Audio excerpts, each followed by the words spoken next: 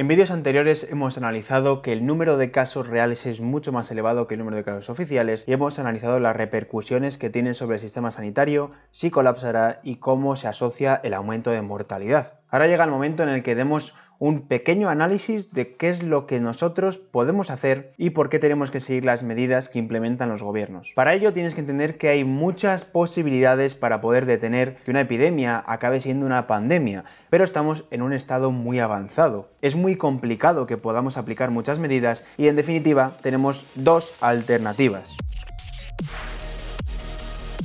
Tenemos la primera, que es la supresión, y la otra, que es la mitigación. Si recuerdas, te contamos en el anterior vídeo, que los dejamos por aquí, que una persona que se enferma infecta aproximadamente a unas 2,6 o 2,8 personas sanas. El objetivo de estas dos estrategias es limitar el contacto social de una forma u otra, que vamos a ver ahora, para reducir ese número de 2,6 o 2,8 por debajo de 1 en la supresión, porque queremos detener la infección, o en la mitigación lo que hacemos es dejarlo muy cerquita de 1, un poco por encima. Efectivamente la epidemia sigue desarrollándose, pero lo que hacemos es distribuir el número de casos en el tiempo para que no lleguen de forma simultánea a la sanidad, no colapse y por lo tanto podamos tener una mortalidad mucho más baja, como también vimos en el anterior vídeo. Aplicar una estrategia u otra depende mucho de las condiciones socioeconómicas, gubernamentales, sociales, demográficas de cada país. Objetivamente, la supresión es mucho más complicada porque supone restringir mucho más la actividad social, los contactos y también afecta mucho más a la economía. Por eso realmente en Europa, también por el estado en el que estamos,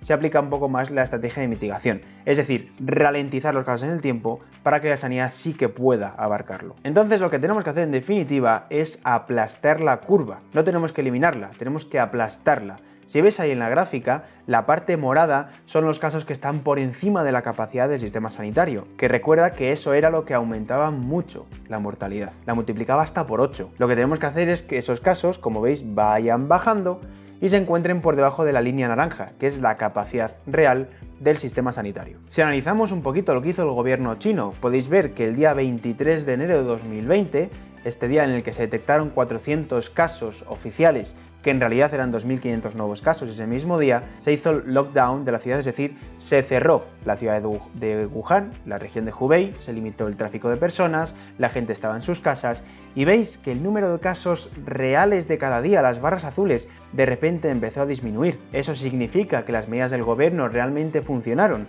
y tiene mucho mérito. China es un país que tiene más de 1.200 millones de habitantes y han conseguido limitar el número de infecciones a 80.000. Por lo tanto, vamos a ver un poquito más en profundidad cuáles son las posibles medidas que toma el gobierno y luego cómo es la efectividad de ellas individualmente y combinada. ¿Qué podemos hacer? Podemos hacer lo primero, que es el aislamiento de los casos en casa. Es decir, una persona da positiva en un test de coronavirus, es un enfermo, se le aísla en su casa y no tiene contacto con el resto de su casa durante un tiempo, unos 7 días en este caso se ha considerado. Otra de las medidas es la cuarentena voluntaria de los contactos, es decir, esa persona que estaba enferma tiene 3 familiares con los que habita durante más de 6 horas al día, esos 3 familiares también se van a aislar y entran en cuarentena. La medida que veis ahí como SDO significa el distanciamiento social de todas aquellas personas de alto riesgo, es decir, mayores de 70 años, inmunodeprimidos o pacientes que tengan alguna patología que hagan que tengan un riesgo más elevado en el caso de contagio. La siguiente medida un poco más estricta es lo que se conoce como el distanciamiento social de toda la población. Es lo que tenemos ahora mismo aplicado en España, es decir, no salgas de tu casa a no ser que sea de estricta necesidad o tengas que ir a un trabajo presencial con muchos médicos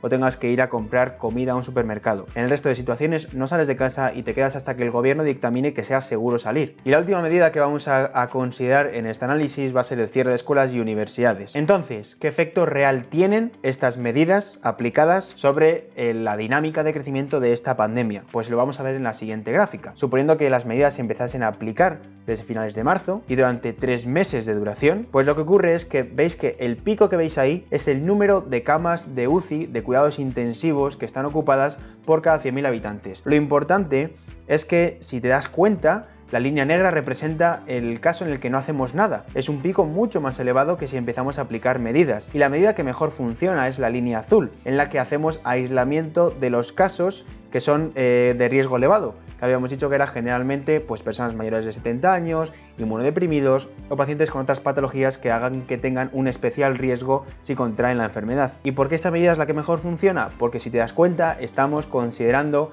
la medida que baje el número de camas de UCI que están ocupadas. Y la gente que ocupa generalmente la cama en la UCI pues suelen ser los mayores de 70 años, los inmunodeprimidos y los que tengan otras patologías de riesgo. Como habíamos visto en el anterior vídeo, esto es lo que determina la saturación del sistema sanitario y que efectivamente la mortalidad sea hasta 8 veces superior que los países que no llegan a colapsar. Pero sin embargo hay una cifra que es un poco más negativa. Si te das cuenta, la línea roja de abajo de la gráfica, esta supone el límite teórico del sistema sanitario para este análisis que está hecho para Reino Unido, pero se puede extrapolar al resto de países. En esencia, este gráfico nos enseña que aunque apliquemos estrategias de mitigación, lo más probable es que los sistemas sanitarios colapsen. Que tomes medidas desde ahora mismo, desde que veas este vídeo, y que realmente te conciencies de que es muy grave la situación. Que aunque tú percibas que no tienes síntomas, que la gente de tu alrededor está bien, no significa que sea seguro que salgas, porque tú puedes ser una persona joven, que esté sana, y si contrae la enfermedad incluso puedas llegar a no tener síntomas, pero te conviertes en un vector. Puedes transmitir la enfermedad a muchas otras personas, personas mayores, personas frágiles, que pueden realmente sufrir las consecuencias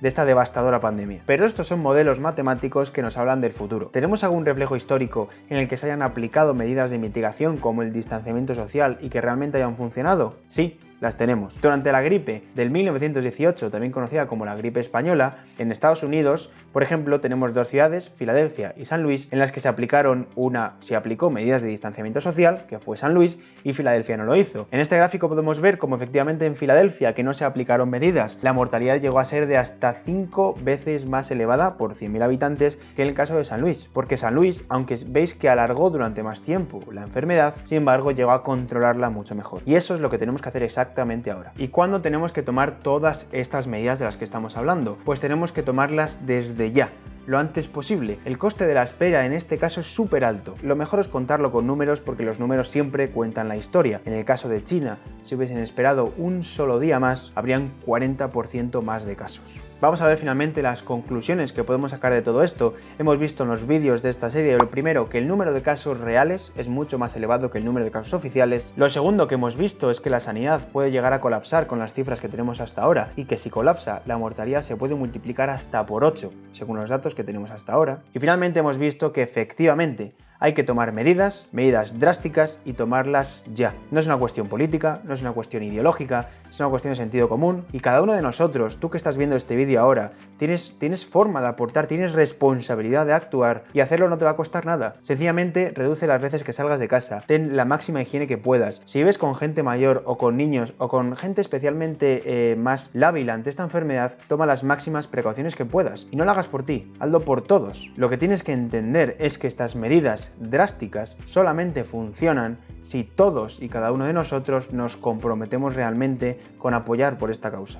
Durante los últimos 100 años nunca nos habíamos enfrentado a una crisis sanitaria de este estilo. Va a cambiar radicalmente nuestras vidas, va a haber muchas muertes asociadas y tenemos que actuar todos. Es por eso tan importante que puedas compartir esta lista de vídeos con tus compañeros, con tus amigos, con tus familiares, con todo el mundo, para que podamos aplicar estas medidas desde ya, de forma eficiente y a nivel mundial. Si tienes alguna duda de cómo puedes actuar, alguna sugerencia, déjanosla en comentarios. Finalmente recordarte que este vídeo ha sido posible gracias a Paradigmia.com, una plataforma educativa online y gratuita para todos los estudiantes de ciencias de la salud del mundo, en la que podrás encontrar cursos de cada una de las asignaturas con un montón de recursos y exámenes que te van a ayudar a mejorar tus resultados. Muchas gracias y nos vemos en el siguiente vídeo.